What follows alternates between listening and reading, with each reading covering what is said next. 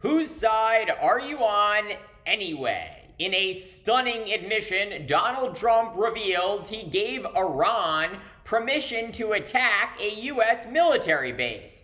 And this comes as serious questions continue to swirl over the true effectiveness of Trump's massive military strike on Iran's main nuclear facilities.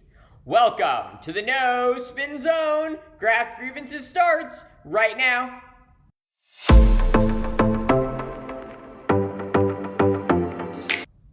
On the night of June 21st, the U.S. military launched a massive strike on 3 Iranian nuclear sites, Fordow, Natanz, and Isfahan.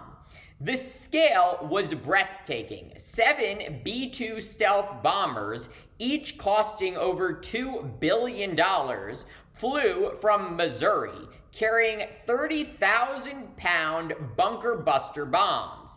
These weapons are designed to pierce deep underground, targeting Iran's most fortified nuclear facilities.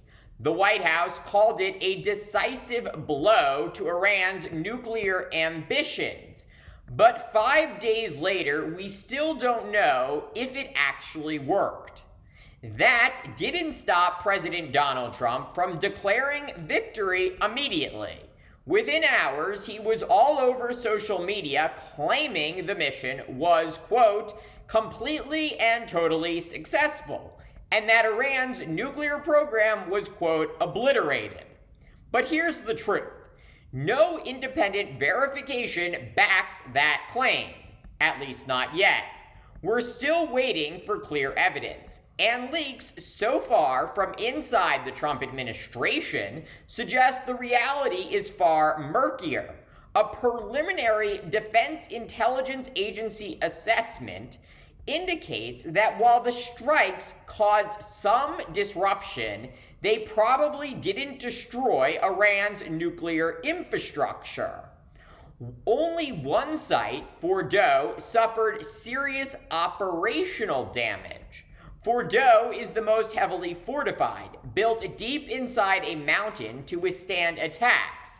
The centrifuges there appear to be offline. But at Natanz and Isfahan, the situation is far less clear.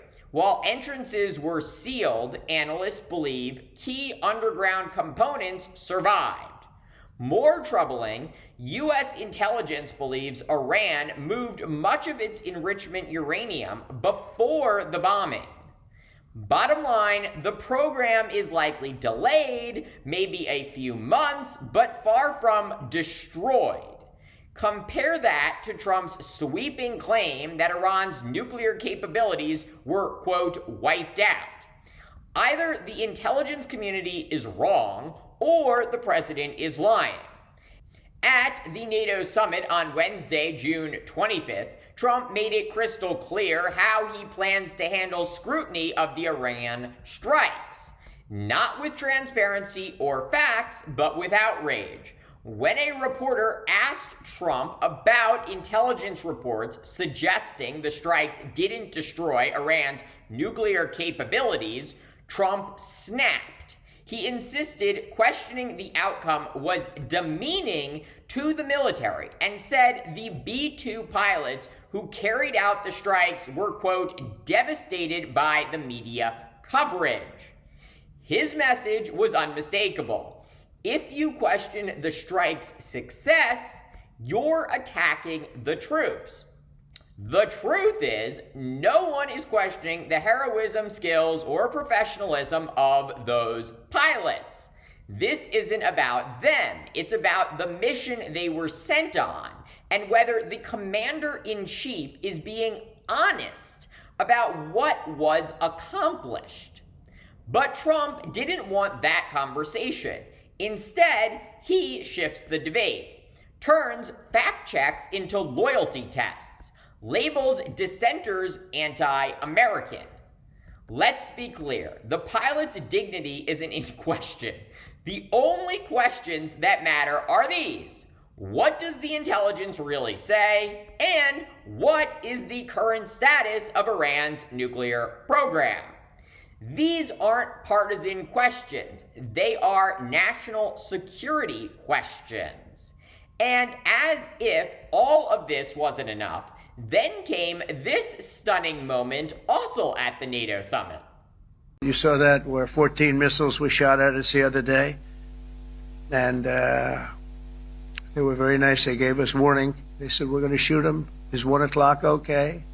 They said, it's fine.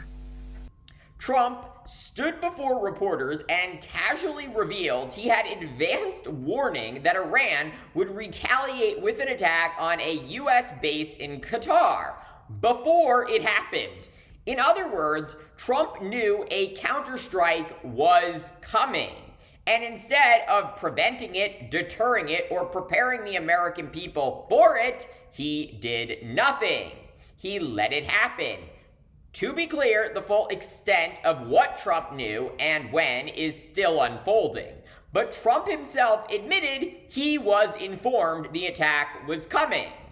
More than that, he suggested he gave Iran an informal green light by choosing not to respond.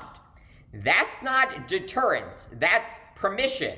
Imagine if former President Barack Obama knowingly let an attack on our troops happen. This isn't a mere tactical shrug. It's a strategic signal to Iran, to Congress, and to the world. He bombs first, asks no one, then shrugs off the blowback. Meanwhile, Iran is not backing down. They've grown more defiant by the day. Today, in his first remarks since the attack, Iran's supreme leader declared victory over the US and Israel. He also accused Trump of exaggerating the success of the US strikes on Iran's nuclear sites. The supreme leader accused the US of trying to humiliate Iran, and reports suggest Iran is accelerating its push toward nuclear blackout capacity.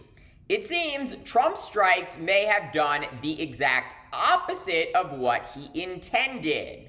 Rather than discourage Iran, they emboldened Iran. Rather than break their will, they may have strengthened it. Instead of destroying Iran's nuclear dreams, Trump may have confirmed their worst fears and given them every incentive to build a bomb as quickly as possible. And yet, despite these urgent questions and mounting concerns, the White House response has been to tighten control over the flow of information, starting with what they tell Congress. 5 days after the strikes, the White House began briefing Congress today. But here's a catch. We don't know what they're telling Congress, or whether it's even truthful. Axios reported the administration is limiting classified intel shared with lawmakers after an internal DIA report was leaked. That leak wasn't a national security breach, it was an inconvenient truth. It contradicted Trump's narrative about the bombs. So instead of correcting the record, the White House cracked down. They restricted briefings, withheld evidence. Now the FBI is investigating the leak, not to protect Americans, but to protect the president's spin. Congress, the branch constitutionally empowered to declare war, is treated like a security risk, a nuisance, an afterthought. How can we trust what they are told? We can't. If the Trump White House is cherry-picking intel, suppressing analysis, and investigating whistleblowers instead of liars, what's left for Congress to do? How can they provide oversight when they only see what Trump allows? So why does Trump need the myth of obliteration to stick? First, it's personal. Trump's brand is built on the illusion of dominance, the strong man who acts decisively, who is never wrong or weak. If Iran's program survived, it's not just a policy failure, it's a threat to Trump's ego. Second, this is all strategic. If Iran's nuclear program is still intact, pressure grows to strike again. That means a long, open-ended conflict in the Middle East. Exactly what Trump does not want. So his answer? Declare total victory. Discredit anyone who says otherwise. If intelligence agencies contradict him, discredit them. If the media reports the truth, Trump calls it treason. It's the same tactic he used after the 2020 election. Create an alternative reality. Insist it's true. Attack all challengers. It works if enough people believe the myth over facts. Even if the strike succeeds, the administration's spin, secrecy, and scapegoating have already caused great damage. Public trust is broken. The integrity of our intelligence process is compromised. The real danger? U.S. intelligence being bent to fit a political narrative. Again, and we've seen how that ends. Thank you for watching Graf's Grievances. Let me know what you think. Please consider supporting my channel via the Venmo link below. Don't forget to like, subscribe, share, and join me tomorrow for more.